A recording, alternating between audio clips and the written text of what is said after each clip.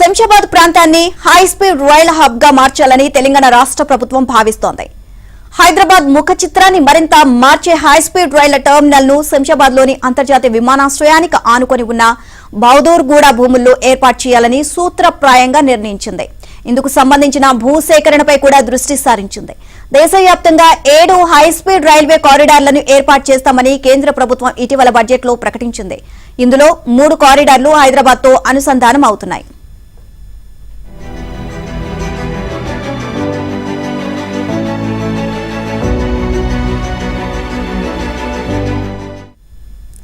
హైదరాబాద్ నుంచి పూణే, బెంగళూరు, చెన్నై మార్గాల్లో ఈ హై స్పీడ్ రైల్ కారిడార్లు నిర్మించనున్నారు. ఇటీవల ఢిల్లీ వెళ్లిన సీఎం రేవంత్ రెడ్డి శంషాబాద్ అంతర్జాతీయ విమానాశ్రయం నుంచి హై స్పీడ్ రైల్ మార్గాలను ప్రారంభించాలని రైల్వే మంత్రిని కోరారు. ఈ కారిడార్ కోసం శంషాబాద్ విమానాశ్రయానికి సమీపంలో 500 ఎకరాలు కేటాయిస్తామని తెలియజేశారు.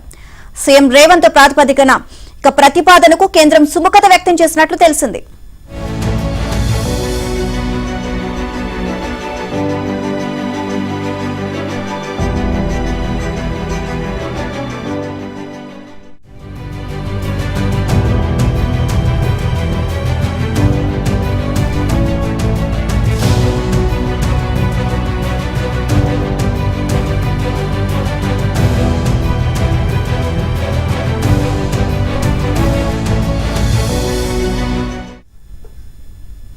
అలాగే హై స్పీడ్ కారిడార్ల అలైన్మెంట్లకు సంబంధించి రైల్వే శాఖ నియమించిన కన్సల్టెన్సీ సంస్థ ప్రతినిధులు కూడా సీఎం రేవంత్ తో సమావేశమయ్యారు.